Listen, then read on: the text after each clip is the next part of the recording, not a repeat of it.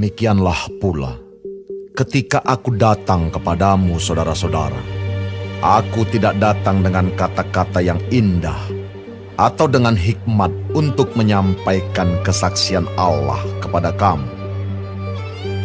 Sebab aku telah memutuskan untuk tidak mengetahui apa-apa di antara kamu selain Yesus Kristus, yaitu Dia yang disalibkan. Aku juga telah datang kepadamu dalam kelemahan dan dengan sangat takut dan gentar. Baik perkataanku maupun pemberitaanku tidak kusampaikan dengan kata-kata hikmat yang meyakinkan, tetapi dengan keyakinan akan kekuatan roh, supaya iman kamu jangan bergantung pada hikmat manusia, tetapi pada kekuatan Allah. Sungguh pun demikian, kami memberitakan hikmat di kalangan mereka yang telah matang, yaitu hikmat yang bukan dari dunia ini, dan yang bukan dari penguasa-penguasa dunia ini, yaitu penguasa-penguasa yang akan ditiadakan. Tetapi yang kami beritakan ialah hikmat Allah yang tersembunyi dan rahasia, yang sebelum dunia dijadikan, telah disediakan Allah bagi kemuliaan kita. Tidak ada dari penguasa dunia ini yang mengenalnya, sebab kalau sekiranya mereka mengenalnya, mereka tidak menyalibkan Tuhan yang mulia. Tetapi seperti ada tertulis, apa yang tidak pernah dilihat oleh mata dan tidak pernah didengar oleh telinga, dan yang tidak pernah timbul di dalam hati manusia, semua yang disediakan Allah untuk mereka yang mengasihi Dia. Karena kepada kita Allah telah menyatakannya oleh Roh, sebab Roh menyelidiki segala sesuatu, bahkan hal-hal yang tersembunyi dalam diri Allah.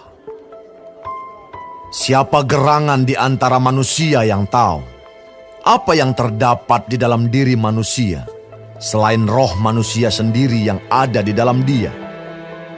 Demikian pula lah tidak ada orang yang tahu apa yang terdapat di dalam diri Allah, selain roh Allah. Kita tidak menerima roh dunia, tetapi roh yang berasal dari Allah, supaya kita tahu apa yang dikaruniakan Allah kepada kita. Dan karena kami menafsirkan hal-hal rohani kepada mereka yang mempunyai roh, kami berkata-kata tentang karunia-karunia Allah dengan perkataan yang bukan diajarkan kepada kami oleh hikmat manusia, tetapi oleh roh. Tetapi manusia duniawi tidak menerima apa yang berasal dari roh Allah, karena hal itu baginya adalah suatu kebodohan, dan ia tidak dapat memahaminya, sebab hal itu hanya dapat dinilai secara rohani. Tetapi manusia rohani menilai segala sesuatu, tetapi ia sendiri tidak dinilai oleh orang lain. Sebab siapakah yang mengetahui pikiran Tuhan, sehingga ia dapat menasihati Dia? Tetapi kami memiliki pikiran Kristus.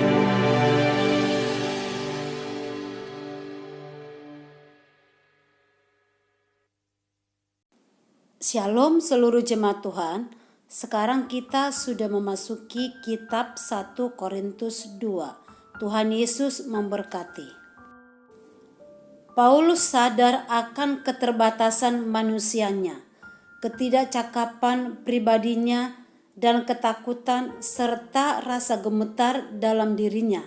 Itu dikatakan di dalam ayat 1-3. Paulus tidak mengandalkan kapasitas dan daya apapun yang dia miliki, bahkan tidak mau tahu yang lain kecuali Dia yang disalibkan.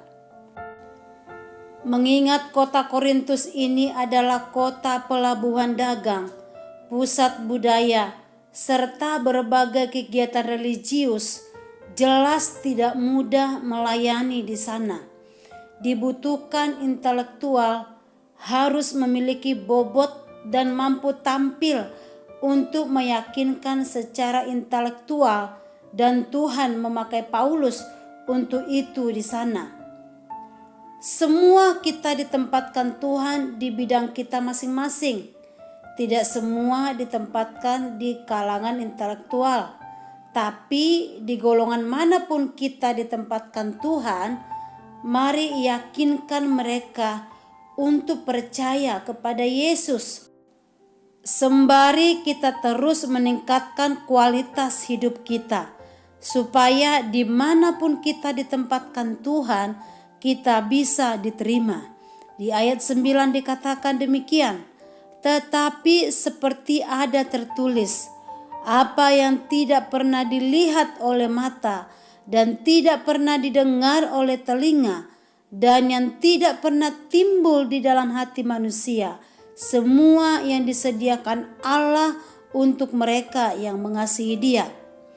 Sepanjang kita terus mau mengasihi Tuhan dan mau dipakai Tuhan dan mau mengembangkan diri, belajar terus.